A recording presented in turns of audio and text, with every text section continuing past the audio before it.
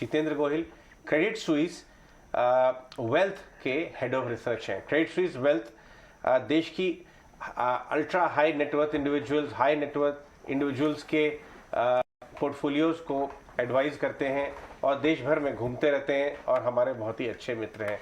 जितेंद्र, हमें मालूम है आजकल आप बहुत ट्रैवल कर रहे हैं, प्योरली बॉम्बे दिल्ली के अलावा नए नए सिटीज़ में वेल्थ बाहर आ रही है, पुरानी वेल्थ बाहर आ रही है, नई वेल्थ तो ऑब्वियसली वो फाइनेंशियल एसेट्स की तरफ काफ़ी ओपन हो रही है। तो ये जो 100 करोड़ प्लस वाले जो क्लाइंट्स हैं जिनका इन्वेस्टेबल सरप्लस होता है, ज़रा बताइए इनका नज़रिया क्या है? क्या इंटरेस्ट है बाजार में या उतार चढ़ाव देख के साइड में बैठे हैं, डरे हुए हैं? किस तरह के सवाल पूछ रहे हैं आपसे?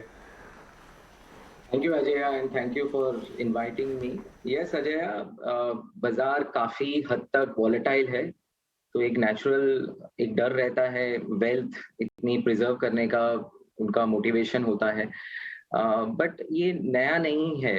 वी हैव सीन, हमने पहले भी देखा है क्या बाजार उतार चढ़ाव से ये फेजेस में जाता है, और जब भी कोई ऐसी अपॉर्चुनिटी आती है तो हमें उसको यूटिलाइज करना चाहिए, और हम यही रेकमेंड कर रहे हैं अपने इन्वेस्टर्स को। यस, बहुत सारी हेडविंड्स है इकोनॉमी को लेकर, ऑयल प्राइसेस ऊपर जा रहे हैं, फेड और ईसीबी अभी शायद अपना टाइटनिंग साइकिल चालू करेगा। आरबीआई ने भी पहले सरप्राइज किया, अभी कल भी 50 बेसिस पॉइंट रेट हाई की। सो अर्निंग्स हेडविंड डेफिनेटली आएगी, एंड मुझे लगता है कि market will have to reset उनका अर्निंग्स एक्सपेक्टेशंस, एंड हमें लगता है क्या नेक्स्ट 2 क्वार्टर शायद थोड़े स्ट्रेसफुल रहेंगे, लेकिन यही टाइम होगा बाई करने का। मुझे लगता है क्या Indian economy is on the mend, और हमें लगता है क्या there could be some surprise in the near term. So ऐसे माहौल में ये जो करेक्शन है, ये जो उतार चढ़ाव होता है, उससे अनफेज्ड होके हमें एक प्रैग्मेटिक डिसीजन लेना चाहिए। हमें एसेट एलोकेशन को ध्यान में रख के, पोर्टफोलियोज को डाइवर्सिफाइड करके कैसे इस वॉलेटिलिटी का फायदा उठाएं, आई थिंक यही हमारा नजरिया रहता है मार्केट को लेके। सो अभी भी काफी पॉकेट्स हैं जहाँ पे इन्वेस्टर्स की इंटरेस्ट दिखने मिल रही है, जैसे कि डिफेंस सेक्टर है, वहाँ पे हमें काफी इन्वेस्टर्स के इंटरेस्ट दिखाई दे रहे हैं। इवन बैंकिंग सेक्टर, जो टॉप बैंक्स थे वो काफी हद तक अंडर परफॉर्म किए हैं, एंड वैल्यूएशन भी काफी हद तक नीचे आ गया है। सो पॉकेट्स में अपॉर्चुनिटीज है, एंड हमें लगता है क्या यही समय है क्या धीरे धीरे from a medium to long term perspective यही इन्वेस्टमेंट अपॉर्चुनिटीज आएगी मार्केट में। कुछ दिन पहले ही हमने देखा कि 76,000 करोड़ का नया ऑर्डर इंडियन डिफेंस कंपनी की तरफ आ रहा है, और डिफेंस मिनिस्टर ने एक और स्टेप लिया है। 2.25 लाख करोड़ की हम डिफेंस बाइंग साल की करते हैं, और ये अगर इंपोर्ट सब्स्टिट्यूशन प्ले हो जाए तो आप इमेजिन कर सकते हैं कि इंडियन कंपनीज को कितना बड़ा ऑर्डर बुक बूस्ट मिलेगा।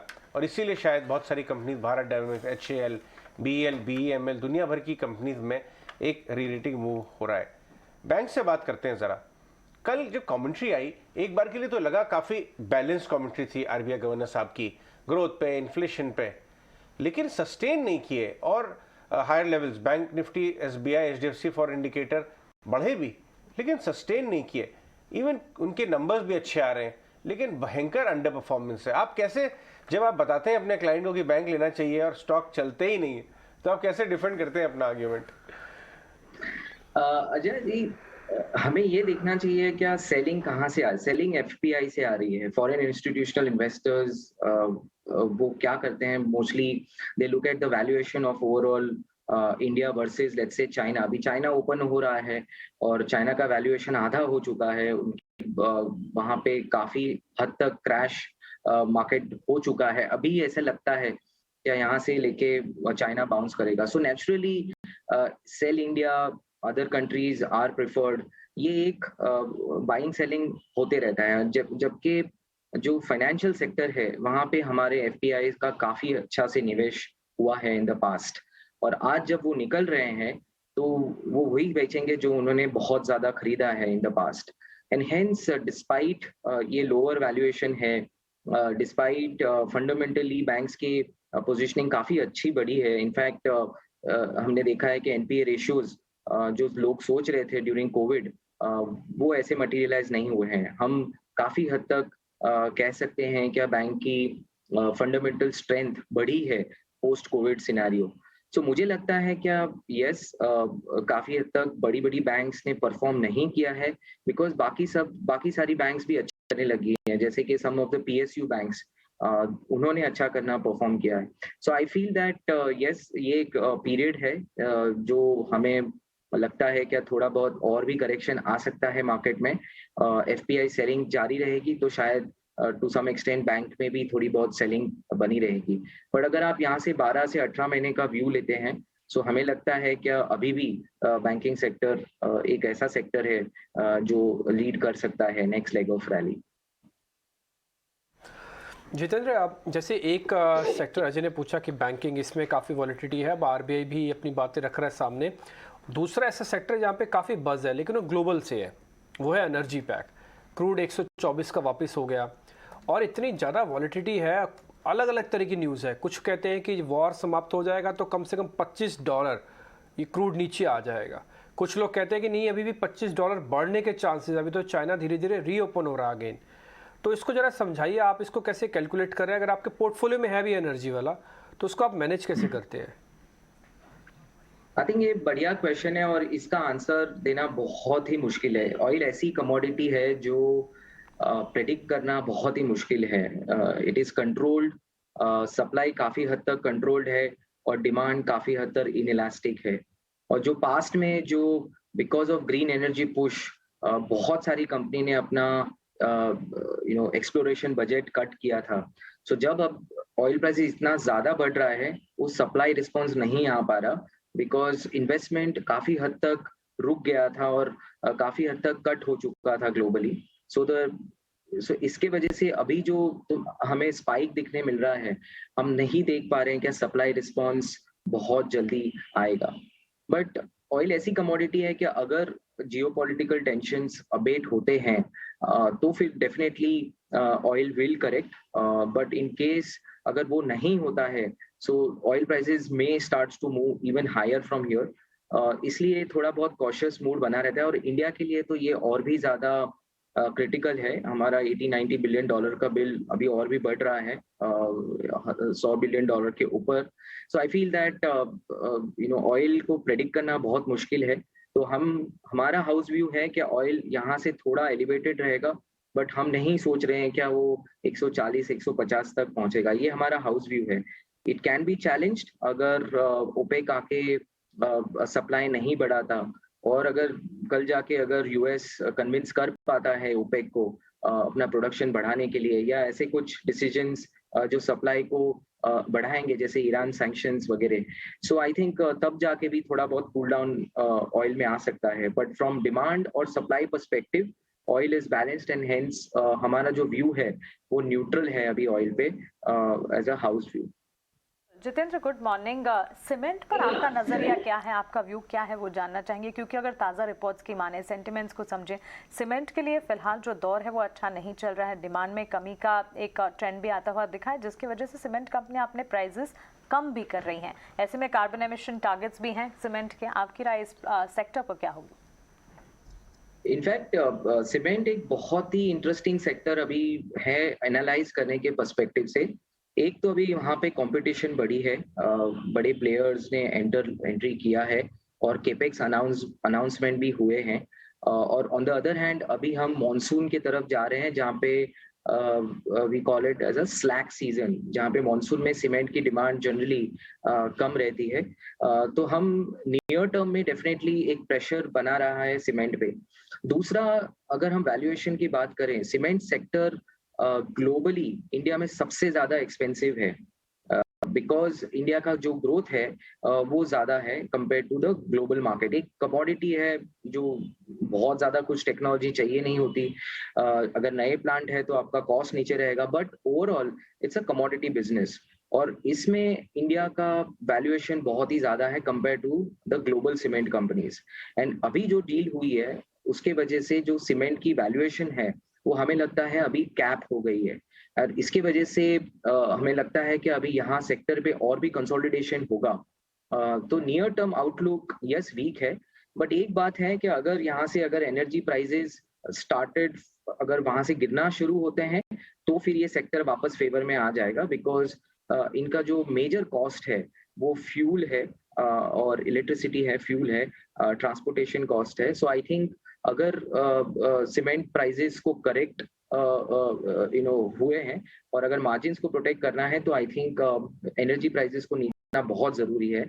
अदरवाइज मुझे लगता है कि at least next 3 months cement stocks pressure में रहेंगे. From a medium to long term perspective हमें ये भी जानना है कि आज से लेट्स से 20 साल बाद, 10 साल बाद लॉन्ग टर्म में जो ग्रीन सीमेंट है वो कैसे पैन आउट होगी. आज यूरोपियन कंट्रीज है वो अपनी टेक्नोलॉजी को बहुत बढ़ा रहे हैं और एमिशंस को कट करने की बात कर रहे हैं. सो इंडियन कंपनीज को भी इसमें इन्वेस्ट करना पड़ेगा. So in terms of capex also उनको R&D करना पड़ेगा, केपेक्स करना पड़ेगा in terms of how to reduce their carbon footprint. तो इसके वजह से भी एक लॉन्ग टर्म में ये एक हैंगओवर बना रहेगा, how Indian companies actually come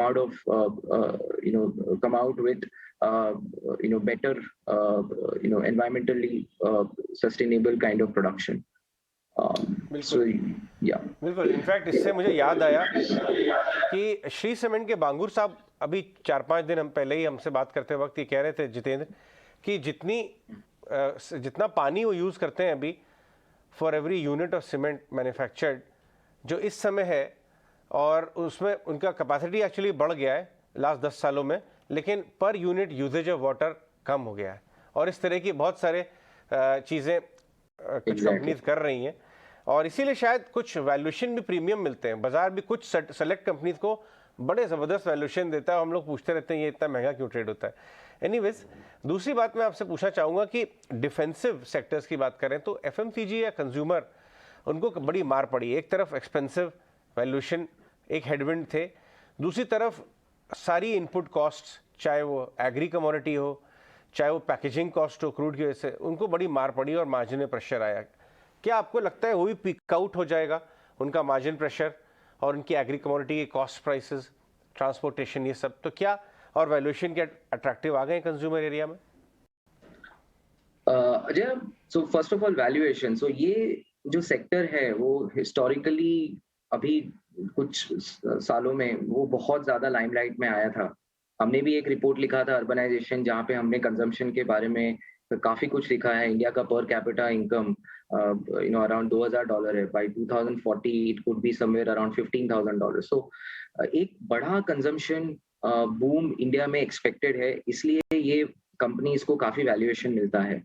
but on the other hand अभी अगर नियर टर्म की बात करें तो वॉल्यूम्स को काफी हद तक मार पड़ी है, बिकॉज इन्फ्लेशन के वजह से उन्होंने प्राइस हाइक किए हैं. कंज्यूमर्स के budgets are under significant pressure, तो उनके वॉल्यूम्स में काफी गिरावट आई है. और दूसरी तरफ से ऑयल प्राइसेस भी बढ़े हैं, तो उसके वजह से उनकी पैकेजिंग कॉस्ट भी एक तरह से ऊपर आई है. इंडोनेशिया ने भी पाम ऑयल पे प्रतिबंध लगा दिया था, अभी होपफुली वो हटाना चाह रहे हैं. तो एक्सपोर्ट्स बढ़ेंगे इंडोनेशिया से. बट नियर टर्म में ये जो स्पाइक इन कमोडिटी प्राइसेस हुई है, उस हिसाब से उन्होंने प्राइस हाइक नहीं किए हैं, इसके वजह से मार्जिन अंडर प्रेशर है. अगर हम यहाँ से 6 महीना और 1 साल का व्यू लेते हैं, तब हमें लगता है कि वैल्यूएशन ऑलरेडी पीक से काफी गिर चुके हैं. और ये जो कमोडिटी प्राइसेस है वो बहुत ज्यादा वॉलेटाइल होते हैं और कभी ना कभी वो गिरेंगे. मुझे नहीं लगता कि कमोडिटी प्राइसेस एलिवेटेड रहेंगे फॉर द फोर्सिबल फ्यूचर. वहां पे थोड़ा बहुत गिरावट आने की संभावना है. अगर वो नहीं आती है तो भी हमें बेस इफेक्ट की बेनिफिट मिलेगी over the next 6 to 9 months. सो मुझे लगता है कि yes, FMCG could be a Contra call, but हम धीरे धीरे ये सेक्टर को हमारे पोर्टफोलियोज में रेकमेंड कर रहे हैं कि इस सेक्टर को वेट बढ़ाया जाए. और स्टॉक बाय स्टॉक हम एनालाइज कर रहे हैं, बट हमें लगता है क्या around 6 to 9 months perspective, FMCG will come back and will outperform. There are also reasons. First of all, हमारी जो रूरल इकोनॉमी है वो मॉनसून पे काफी डिपेंडेंट है, और अगर मॉनसून इस साल भी अच्छा होता है तो फिर भी हमें लगता है क्या कमोडिटी प्राइसेस में थोड़ी बहुत गिरावट और स्टेबलाइजेशन दिखेगा। On the other hand agro rural economy में भी थोड़ा बहुत डिमांड इम्प्रूव होते दिख रहा है। कंपनी से भी बात करें, ट्रैक्टर मैन्युफैक्चरर्स और two wheeler, at least in the near term थोड़ा बहुत एक ग्रीन शूट हमें दिख रहा है। क्या रूरल सेगमेंट में थोड़ी बहुत डिमांड का इम्प्रूवमेंट हमें दिख रहा है इन the near term. So I think from a medium term perspective, it looks attractive. From a near term perspective, you need to have patience. All right, Jitendra बहुत बहुत शुक्रिया हमसे बात करने के लिए। जितेंद्र, आप अगर एनालाइज कर रहे होंगे फ्लोज को तो बहुत क्लोजली, तो आपने देखा होगा लास्ट 1-1.5 साल में